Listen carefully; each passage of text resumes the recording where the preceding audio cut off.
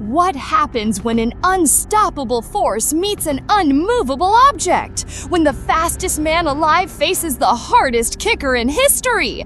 Tonight, we answer that question. The lights dim in the underground arena somewhere in Hong Kong, 1974. Steam rises from the canvas as two silhouettes emerge from opposite tunnels. I was there, pressed against the ropes with 10,000 other souls, and what I saw changed everything I thought I knew about fighting. This is Bruce Lee versus Bill Wallace, the showdown that defined a generation. Bruce Lee steps into that ring like liquid mercury given human form. At 5'7" and 135 pounds, he looks impossibly small under those harsh arena lights. But we've all seen what this man can do. His 1-inch punch has sent grown men flying backward into walls.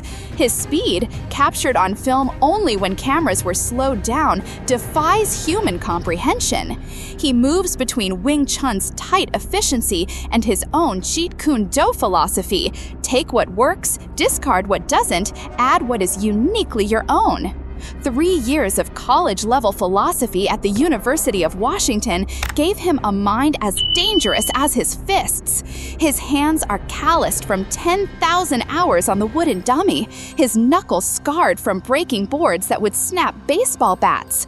But here's what keeps me up at night about Lee. His back injury from 1970 nearly ended everything.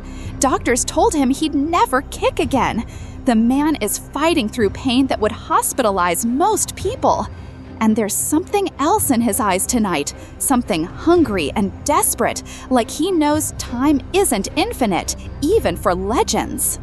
Then Wallace enters and the energy shifts completely. Superfoot stands 6'1", 190 pounds of American karate refined into devastating simplicity. This man has never lost a professional kickboxing match. Never. 32 fights, 32 victories, 23 by knockout. His left leg has been clocked at 60 miles per hour, faster than most people drive through school zones. While Lee was philosophizing about water and formlessness, Wallace was destroying every opponent the Professional Karate Association put in front of him.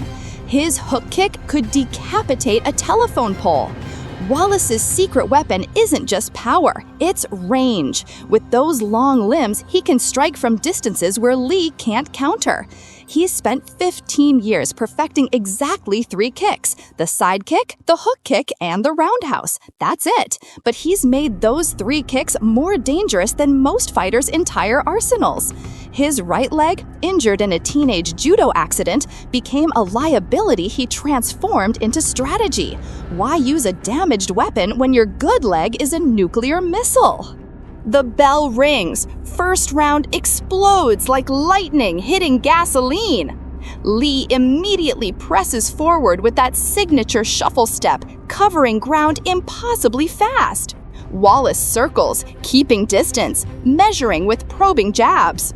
30 seconds in, Lee attempts his famous blitz attack, 5 punches in 1 second.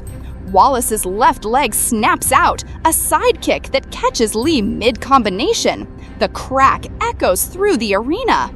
Lee stumbles back 2 steps. The crowd gasps. Nobody touches Bruce Lee. Round 2 sees Lee adjusting. He's bobbing lower now, making himself a smaller target, waiting for Wallace to commit. When that left hook kick comes screaming toward his head, Lee somehow, and I still can't explain what I saw, slips beneath it and fires 3 finger jabs toward Wallace's eyes.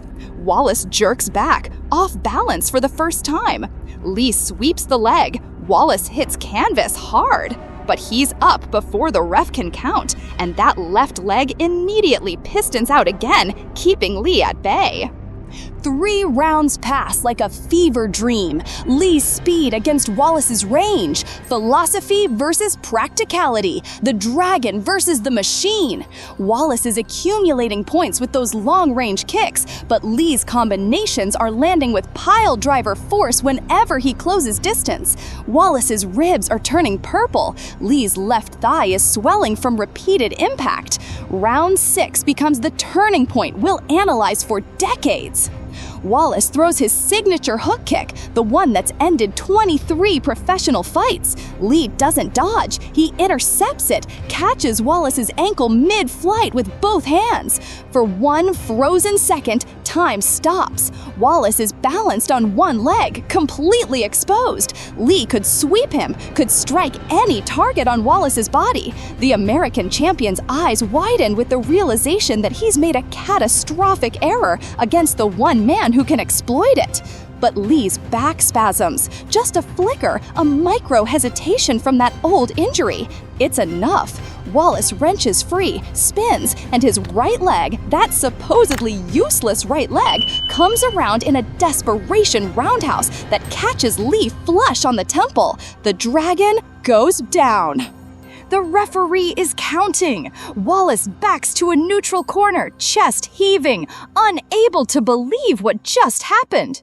Lee rises at 8, shaking his head clear, and the look he gives Wallace would freeze the sun.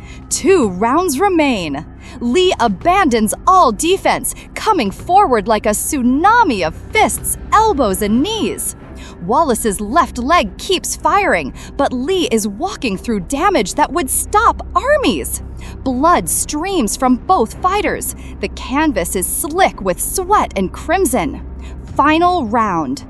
Both men are running on pride and muscle memory. Wallace's left leg is noticeably slower. He's thrown it 200 times tonight. Lee's right eye is swollen shut. They meet in the center for one final exchange. Lee unleashes a sidekick to Wallace's lead knee, the targeting change Wallace never saw coming. The American's leg buckles. Lee flows into that 1-inch punch, delivering it to Wallace's solar plexus from close range. Bill Wallace drops to his knees, unable to breathe, unable to continue. Bruce Lee wins by technical knockout with 43 seconds remaining. But here's why Lee emerged victorious when conventional wisdom said Wallace's range and power should have dominated: adaptability. Wallace perfected 3 kicks to devastating effect, but Lee had studied every martial art he could find.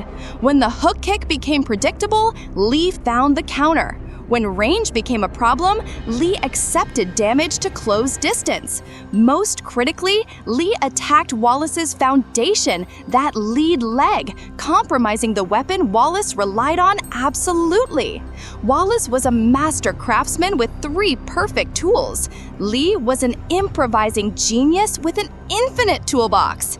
In the end, water found a way around the rock, just like Lee always said it would. Both warriors left everything in that ring, but only one man's philosophy could survive contact with chaos. That made all the difference tonight.